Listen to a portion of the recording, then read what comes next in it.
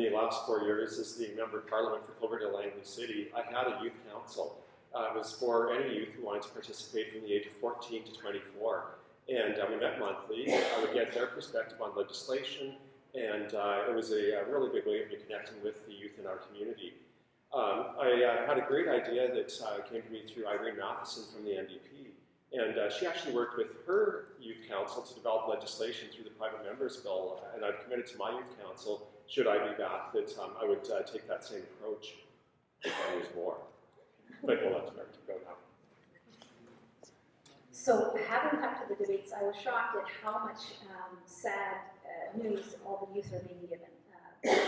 So many kids have anxiety, people don't want to have children. I think what we need to come out with is a message of hope.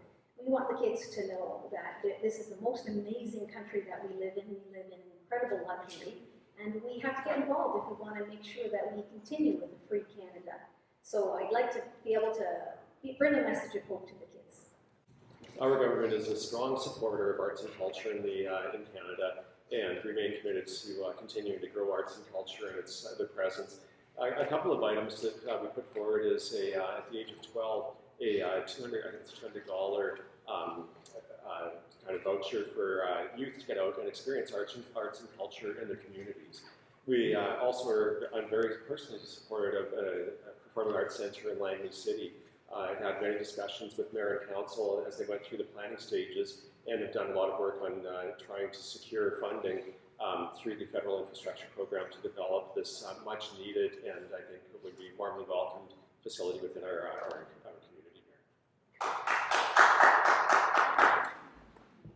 So I have been very involved in the music end of things here in Langley City. My kids all took stringed instruments for about 20 years. They took lessons at the Langley Community Music School. What an incredible facility we have there already. Very, very thankful for how that adds so much color to all of our lives, and very supportive of arts and music in our community. On the question raised, I believe that the Prime Minister did make some bad decisions in his earlier life, and he has apologized to Canadians for those decisions. I've heard on the doorsteps, I raise this and have it raised to me. Many people say, and particularly within the Caucasian crowd, that people have made mistakes. We've learned more about racism. It has opened up a very important discussion or opportunity for discussion about racism in Canada. There are cultures who live here that don't know the history of blackface and how demeaning it is. And I think that the important thing is that the Prime Minister never intended to be blackface in a demeaning way. It was, and he has apologized. We're focusing on the issues that are important to our constituents. So racism is absolutely abhorrent. And I can tell you that going out into the doors and knocking on doors and getting out into neighborhoods, we don't have a problem with racism out there. We see kids playing of all sorts together. They're playing hopscotch, they're playing hockey. These are things that are creating division where there is no division. Canada is a place where we accept all races, religions, genders, sexual identities.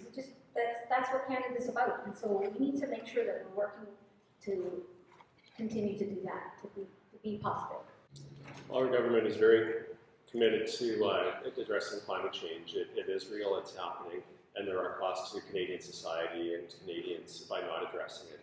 We have done some work in the past 4 years. I sat and chaired over the past year the Sustainable Development and Environment Committee in the House of Commons, where we encouraged the government to move faster than the Paris Agreement to move faster. And with the platform that came out yesterday, we have agreed to move in Canada to a net zero carbon economy by 2050, with significant targets, legislative targets being reviewed and set every 5 years to get us there. This is extremely ambitious and accountable, and I think that that's really important to deal with climate change. We're committing money to work on to support businesses and Canadians on an innovation to a clean economy. We're encouraging Canadians to make steps today through retrofitting of homes, through adopting green technology,